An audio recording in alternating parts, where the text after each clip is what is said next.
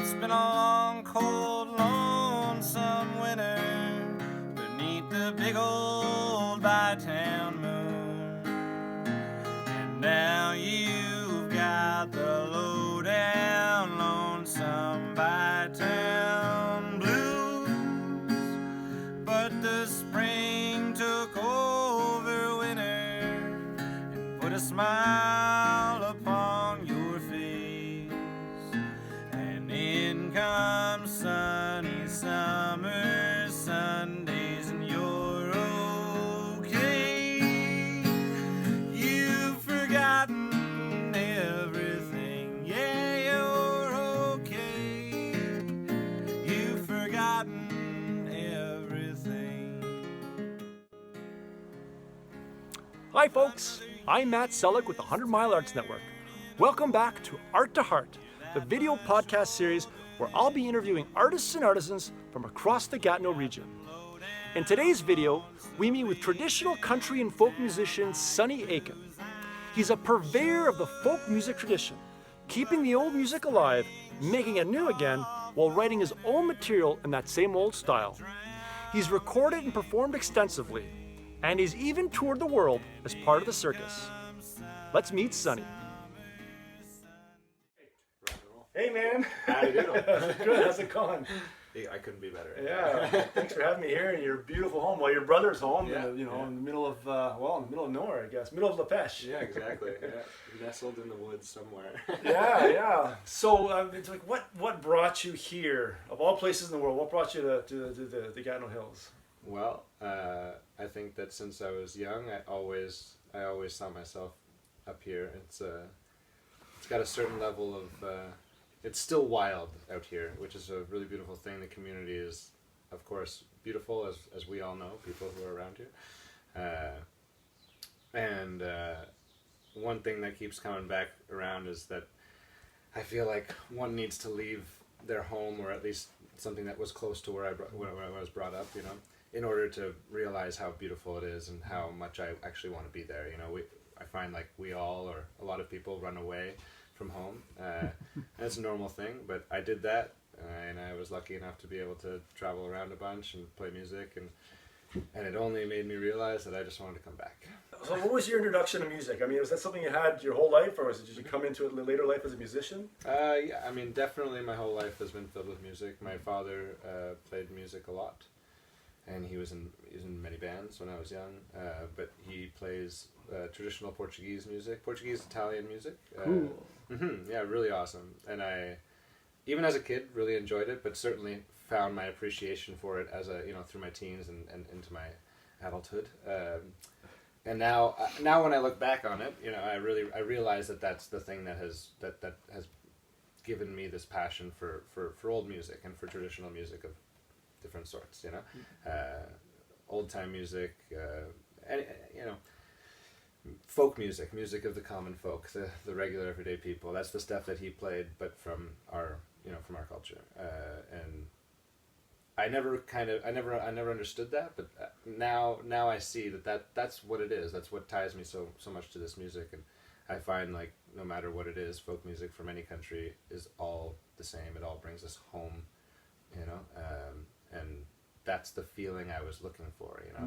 I like a lot of, I'm a lover of all music, but I find that this is the real stuff. The stuff of the common everyday people. You play. I mean, you said yourself. You're an appreciator of all kinds of folk music. Everything, yeah. But you do play a lot of what people might term old time Americana, kind of Appalachian music. So what was it about that particular sound or style or whatever that grabbed your attention? I think I found it was me. I just found that's I remember actually telling Corey, my brother, for folks who don't know. We'll get to him later. Yeah, exactly. I remember vividly telling him, I was about 15 or so, he was 17 or 18, and I was listening a lot to country music at that time, and I remember telling him, because I had been going through many, jazz and whatever, all kinds of different music at that time in my life, and just really getting into the guitar and music. And I told him, this is it. I've never felt this feeling before. And he was like, ah, yeah, you know, you're gonna play everything and it'll pass and it'll go. And I was like, I don't know. I think you might be right, but I feel something. It's me, you know. It just is. It's the story I'm supposed to tell. It's everything that I am. You know, I just felt that. I knew it, and then it's never changed. And you know, I'm still here today playing that kind of music. Now, a few weeks ago, I interviewed Kate Greenland, banjoist, banjo luthier, and she said she of course was one of your musical partners at one point. She lost her musical partner to the circus. Yeah. So tell us about life in the circus. Yeah. I'd love to hear about this. Yeah. I would like to say that I am very lucky for getting the opportunity to do it. I think, and as my father would always say, you got to be good to be lucky and lucky to be good. But you know, I credit it a lot to just being in the right place at the right time. But I was playing a lot with Kate as the Aiken and Beggs, and I was also playing a lot with my buddy Ben Nasrallah as the Noisy Locomotive. Essentially we'd busk a lot at the markets and play shows in Montreal, and someone found us there from a company called Cirque Outaouais, which is a circus company out of Montreal. And yeah, we were on tour actually releasing one of our CDs, and they called us. We were at Cafe 1870 actually, and I'm like, oh, who's this number or whatever. Like, it's okay, we finished our gig, whatever. And then we called them back the next day, and that's who it was. And they're like, yeah, we'd love you to come in. And we were like, okay. We didn't really know nothing about it, but we went in, and they're like, yeah, we want to do this, you know, country show where everybody's, you know, cowboy show essentially of the Wild West, blah blah blah, this kind of thing. Not touching on too many things, but having that as the theme. You know?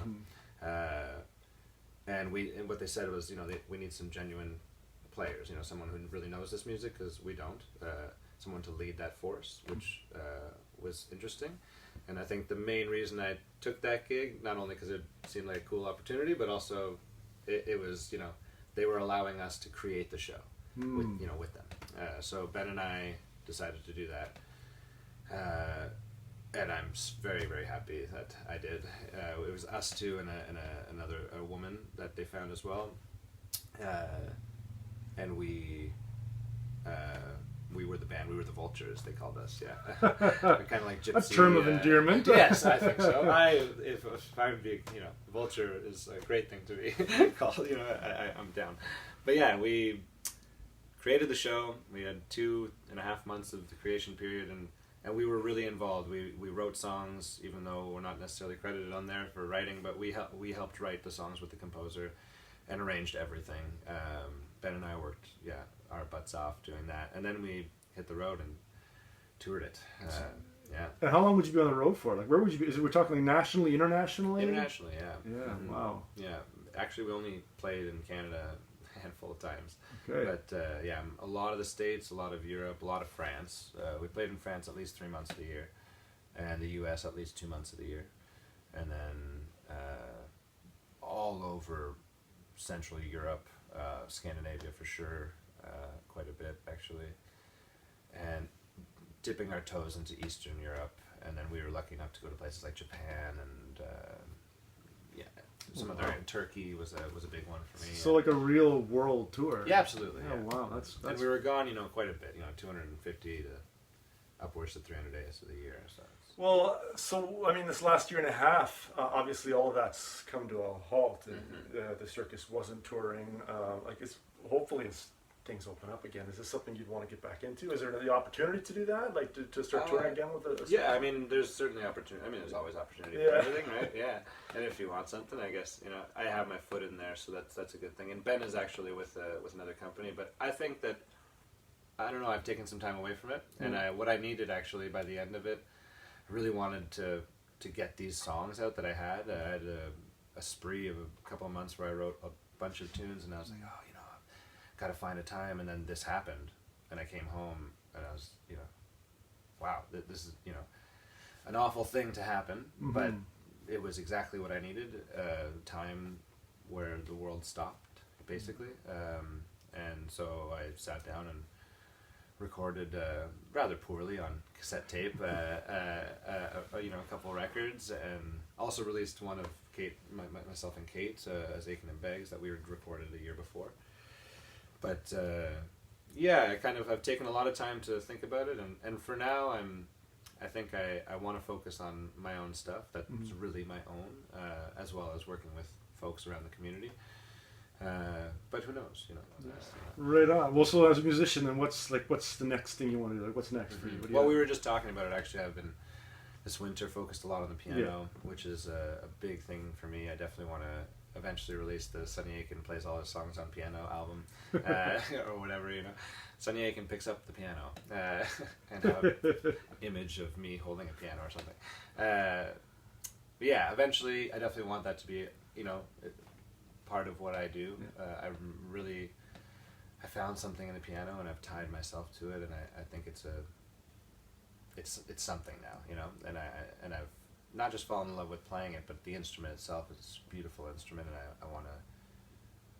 very much enjoy tuning it and working on it, so that's something that not a lot of people do enjoy, so I should take advantage of that, I think. That's very cool. So you play piano, I've seen you, you know, you sing, you play guitar, banjo. I dabble in the fiddle as well, squeaky old time fiddle, yeah, and I enjoy doing that. I've actually had a lot of time to play the fiddle as well, so that's I really have been focusing on playing piano and fiddle quite a bit. I've kind of put the banjo on the back burner, unfortunately, but it'll come back. It always comes. It back. always comes. Yeah. You can't get rid of the banjo. No, and like we had talked it's like about, the cat came back the very next day. The banjo's right there in the corner. I see it. I brought it, right? You know, I have it here. So, but just like we were talking about earlier as well, playing different instruments I find only makes you a better musician all around. So when I pick up the banjo, I feel like I'm better actually than I can do things I wouldn't have done before, because now my mind's working in a bit of a different way.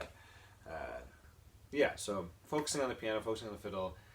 I'll definitely release another solo album, maybe later this year or in next year. I'm recording actually this week a Sonny Aiken plays other people's songs.